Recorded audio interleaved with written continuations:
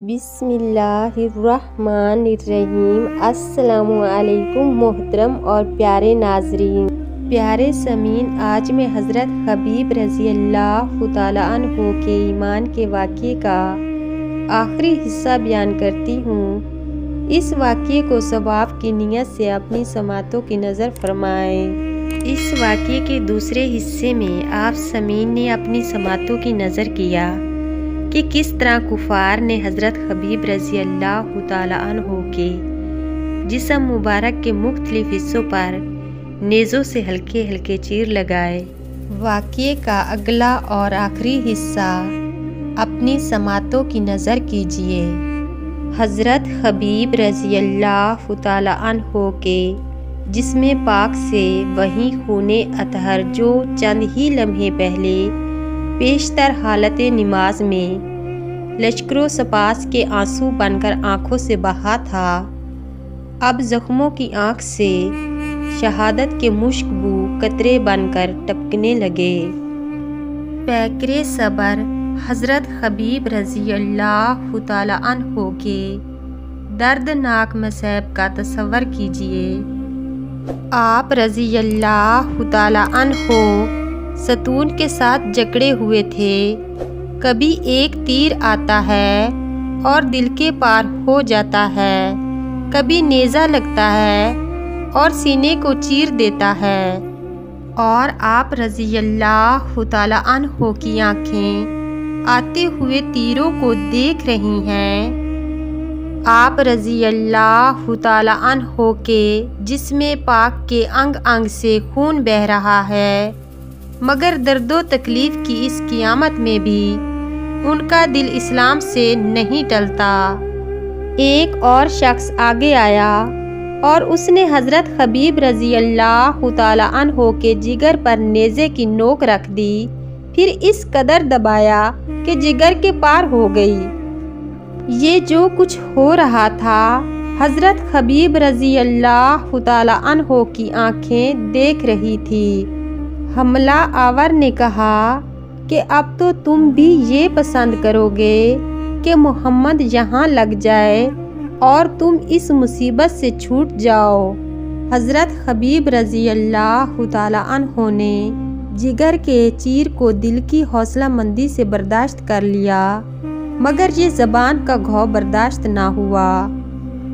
اگرچہ زبان کا خون نچر چکا تھا، مگر جوش ایمان نے خشک ہڈی میں بھی تاب گوئی پیدا کر دی، اور آپ رضی اللہ تعالیٰ عنہ نے جواب دیا، اے ظالم، اللہ تعالیٰ جانتا ہے کہ مجھے جان دینا پسند ہے، مگر یہ پسند نہیں کہ رسول اللہ صلی اللہ علیہ وآلہ وسلم کے مبارک قدموں میں ایک کانٹا بھی چبھے۔ اس کے بعد حضرت حبیب رضی اللہ تعالیٰ عنہ پر جو حالتیں گزری، آپ رضی اللہ تعالیٰ عنہ بے ساختہ شعروں میں انہیں ادا فرماتے ہیں۔ ان اشعار کا ترجمہ یہ ہے: لوگوں کے گروہ میرے ارد گرد کھڑے ہیں، قبیلے اور جماعتیں یہاں حاضر ہیں، یہ تمام اجتماع اظہار عداوت کے لیے ہے۔ یہ سب لوگ میرے خلاف اپنے جوش انتقام کی نمائش کر رہے ہیں، اور مجھے یہاں موت کی کھونٹی سے باندھ دیا گیا ہے۔ ان لوگوں نے یہاں اپنی عورتیں بھی بلا رکھی ہیں اور بچے بھی، اور مجھے ایک مضبوط اور اونچے ستون کے پاس کھڑا کر دیا ہے۔ یہ لوگ کہتے ہیں کہ اگر میں اسلام سے انکار کر دوں تو یہ مجھے آزاد کر دیں گے، مگر میرے لیے ترک اسلام سے قبول موت بہت آسان ہے۔ اگرچہ میری آنکھوں سے آنسو جاری ہیں، مگر میرا دل بالکل پرسکون ہے۔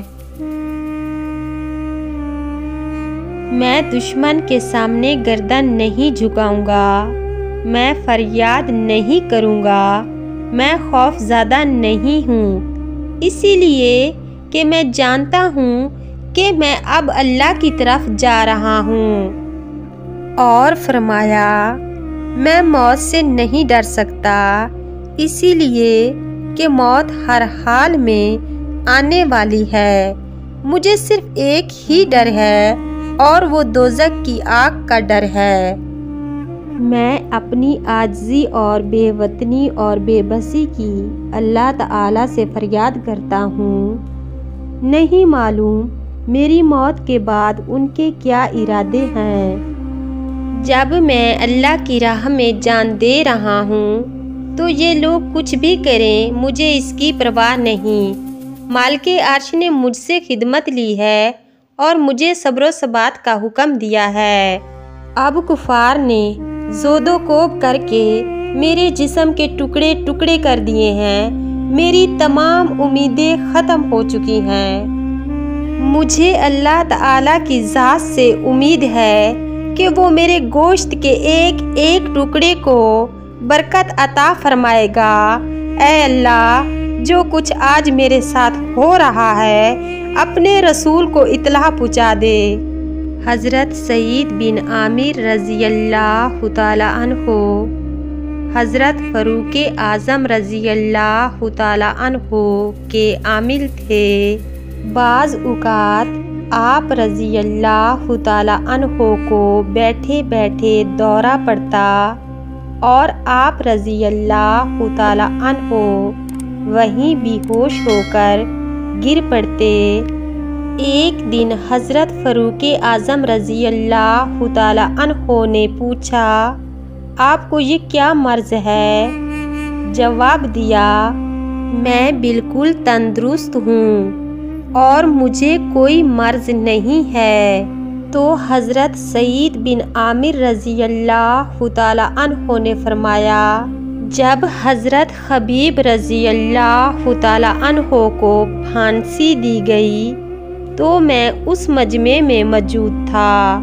فرماتے ہیں جب مجھے وہ واقعات یاد آ جاتے ہیں تو مجھ سے سنبھلا نہیں جاتا اور میں کانپ کر بے ہوش ہو جاتا ہوں۔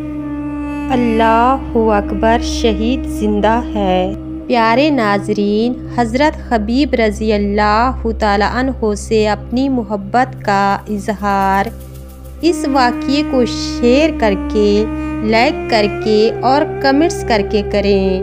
اللہ پاک حضرت خبیب رضی اللہ تعالیٰ عنہ سے راضی ہو۔ اللہ پاک حضرت خبیب رضی اللہ تعالیٰ عنہ سے راضی ہو۔ اللہ پاک حضرت خبیب رضی اللہ تعالیٰ عنہ سے راضی ہو اور ان کے صدقے ہماری خطاؤں اور گناہوں کو معاف فرما۔ آمین ثم آمین۔